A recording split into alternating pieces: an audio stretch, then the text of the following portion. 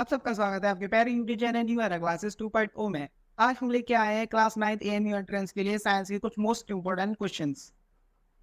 आइए स्टार्ट करते हैं हम अपना पहला क्वेश्चन।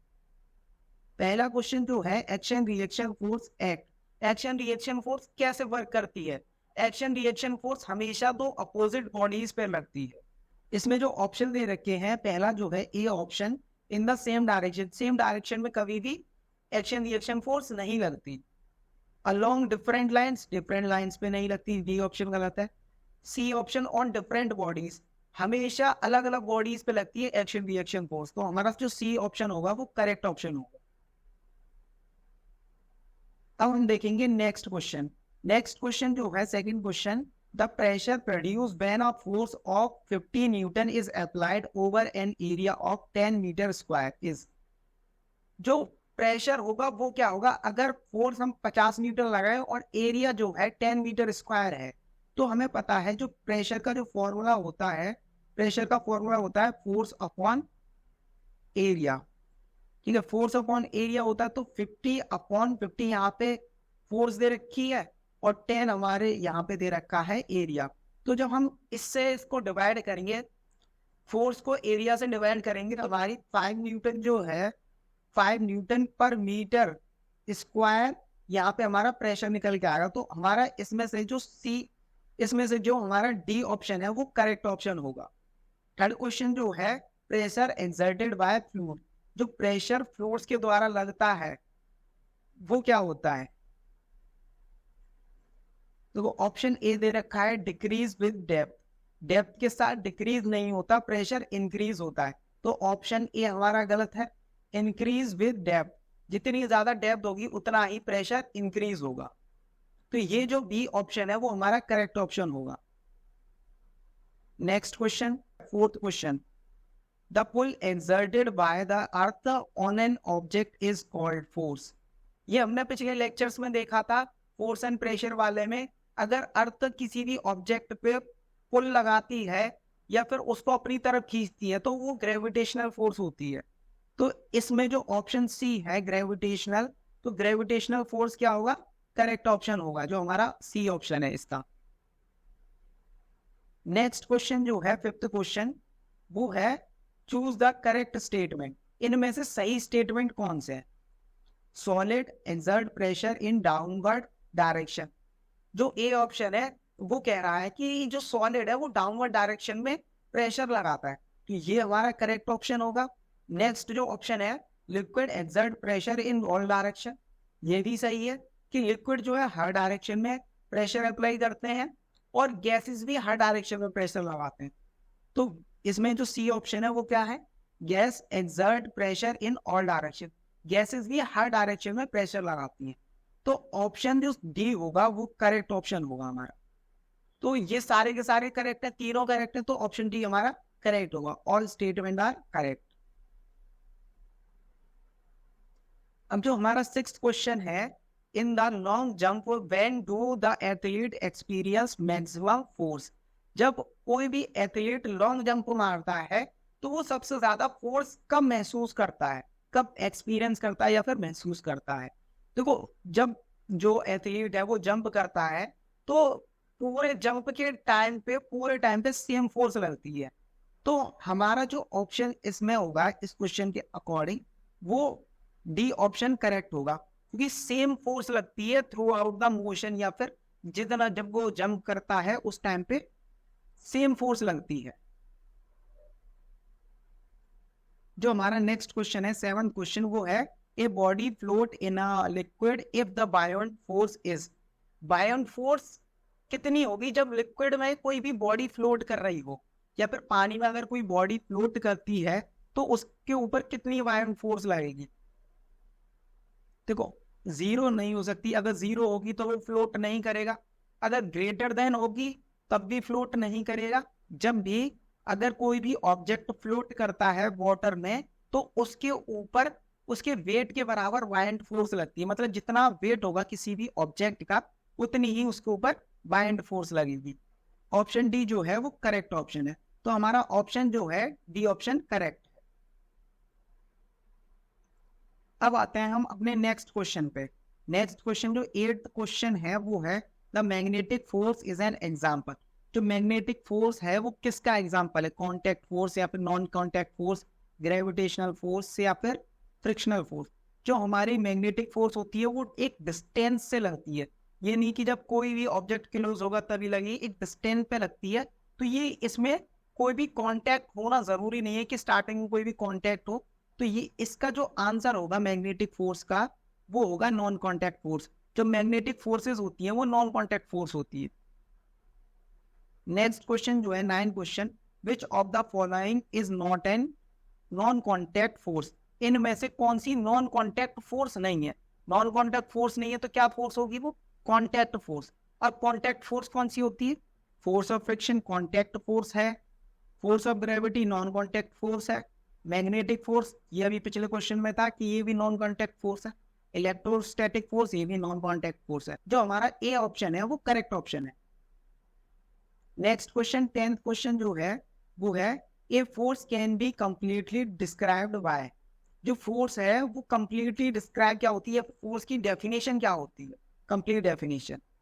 फोर्स के पास डायरेक्शन और मैग्नीट्यूड दोनों चीजें होती हैं।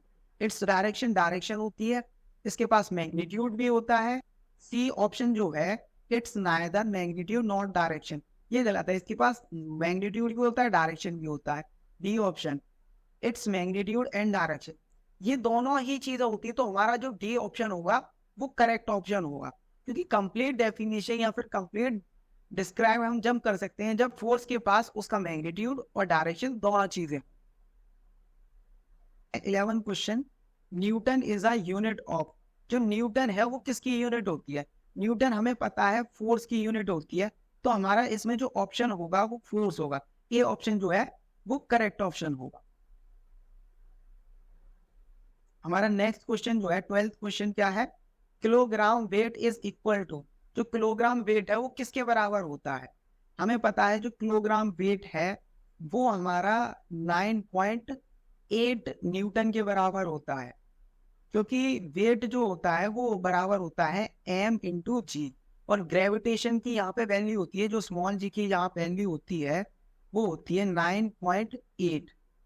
तो जो हमारा बी ऑप्शन होगा वो करेक्ट ऑप्शन होगा।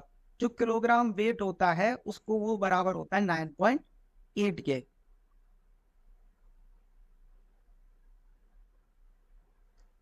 नेक्स्ट क्वेश्चन जो है 13 क्वेश्चन, ये फोर्स हैज। फोर्स के पास क्या होती है? खाली मैग्नीट्यूड होता है, डायरेक्शन होती है, या फिर दोनों चीजें होती है, मैग्नीट्यूड और डायरेक्शन। अभी हमने कुछ क्वेश्चन पहले भी देखा था, इसी तरह का क्वेश्चन था कि कंप्लीट डिस्क्राइब कैसे कर सकते हैं हम फोर्स को। इसमें पूछा है फोर्स के पास क्या क्या चीजें होती हैं। तो फोर्स के पास डायरेक्शन और मैग्नीट्यूड दोनों होता है। तो हमारा जो सी ऑप्शन होगा वो करेक्ट ऑप्शन होगा। हमारा जो नेक्स्ट क्वेश्चन है वो 14 question, if the force on the surface is double. अगर हम फोर्स को डबल कर दें and the area reduce to half, और एरिया को हम हाफ कर दें तो प्रेशर क्या होगा?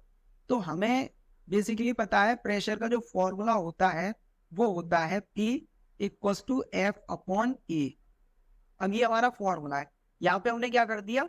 फोर्स को डबल कर दिया, मतलब 2F हो जाएगा, और यहाँ पे एरिया हमने हाफ कर दिया तो A अपॉन 2। यहाँ पे A अपॉन 2 आ जाएगा। अब ये 2 जो ऊपर जाएगा तो क्या हो जाएगा? P equal to 4F upon A. तो जो प्रेशर होगा वो 4 टाइम्स इंक्रीज हो जाएगा। अब 4 टाइम इंक्रीज हो जाएगा तो इसका जो बी ऑप्शन है वो करेक्ट ऑप्शन होगा।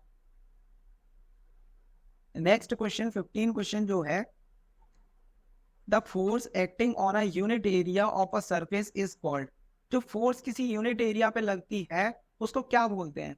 हमें पता है जो प्रेशर होता है फोर्स अपॉन यूनिट एरिया होता है, इसका प्रेशर जो है वो करेक्ट आंसर होगा। तो इसका ए ऑप्शन करेक्ट है। 16 question, the north pole of a magnet, the north pole of another magnet. एक मैग्नेट का नॉर्थ पोल और दूसरी मैग्नेट का नॉर्थ पोल, और जब सेम पोल होते हैं तो वो रिपेल करते हैं, और अपोजिट पोल होते हैं तो वो अट्रैक्ट करते हैं। अब यहाँ पे दोनों ही नॉर्थ पोल है, और जब दोनों नॉर्थ पोल है तो इनके बीच में रिपल्सन होगा, तो ये क्या होगा? रिपेल करेंगे, एक दूसरे को दूर भेजेंगे। तो इसका जो ऑप्शन ए है वो करेक्ट ऑप्शन है। जो नेक्स्ट क्वेश्चन है 17, टू स्ट्रेच द बो the Archer apply a force cause a change in its. जब आर्चर धनुष को स्ट्रेच करता है तो उसमें क्या क्या चीजें चेंजेस आते हैं? तो वो जब स्ट्रेच करता है तो उसके साइज में चेंज आता है, शेप में चेंज आता है और उसके डायरेक्शन में भी चेंज आता है। तो यहाँ पे जो ऑप्शन होगा, साइज सही है, शेप सही है, डायरेक्शन सही है, इन सभी चीजों में चेंजेस आते हैं। और ये जो डी ऑप्शन होगा वो करेक्ट ऑप्शन होगा, क्योंकि यहाँ पे जो है वो सारे के सारे ऑप्शन करेक्ट ऑप्शन है। नेक्स्ट क्वेश्चन जो है 18 question, find the odd one out. इनमें से ऑड वन निकालना है। ऑड वन का मतलब है कि जितने भी ऑप्शन है उनमें से अलग ऑप्शन कौन सा है। देखो, जो ग्रेविटेशनल फोर्स होती है वो नॉन कॉन्टैक्ट फोर्स होती है, मैग्नेटिक फोर्स भी नॉन कॉन्टैक्ट फोर्स होती है, मस्कुलर फोर्स जो है वो कॉन्टैक्ट फोर्स है। मतलब ये दोनों सिमिलर है। जो ऑप्शन ए और ऑप्शन बी जो है वो सिमिलर है, क्योंकि ये दोनों नॉन कॉन्टैक्ट है, और मस्कुलर फोर्स जो है वो अलग है इनमें से। तो ऑप्शन सी जो होगा वो करेक्ट ऑप्शन होगा।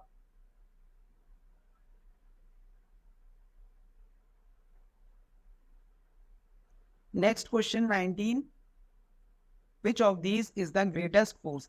इनमें से सबसे ज्यादा फोर्स कौन सी है, या फिर सबसे स्ट्रांग फोर्स कौन सी है? जो सबसे स्ट्रांग फोर्स होती है वो होती है इलेक्ट्रोस्टैटिक फोर्स। तो इसका जो बी ऑप्शन होगा वो करेक्ट होगा कि इलेक्ट्रोस्टैटिक फोर्स जो है वो इन सबसे ज्यादा होती है। हमारा लास्ट क्वेश्चन जो है इस सीरीज का वो है 20 क्वेश्चन। और ये जो क्वेश्चन है एक अच्छा क्वेश्चन दे रखा है, on applying constant force on a body it move with. अगर हम कांस्टेंट फोर्स अप्लाई करते हैं किसी बॉडी पे, वो मूव करेगा कांस्टेंट एक्सेलरेशन के साथ, वेलोसिटी के साथ, स्पीड के साथ, रिटार्डेशन के साथ। इनमें से किन चीजों के साथ वो कॉन्स्टेंटली मूव करेगा? तो जो हमें पता है, फोर्स जो होता है, फोर्स का फॉर्मूला होता है m इंटू ए, मतलब मास इंटू एक्सेलरेशन। जब फोर्स कांस्टेंट होगी तो एक्सेलरेशन कांस्टेंट होगा। अब एक्सेलरेशन कांस्टेंट है तो यहाँ पे क्या होगा, कांस्टेंट एक्सेलरेशन के साथ कोई भी ऑब्जेक्ट या फिर कोई बॉडी मूव करेगी।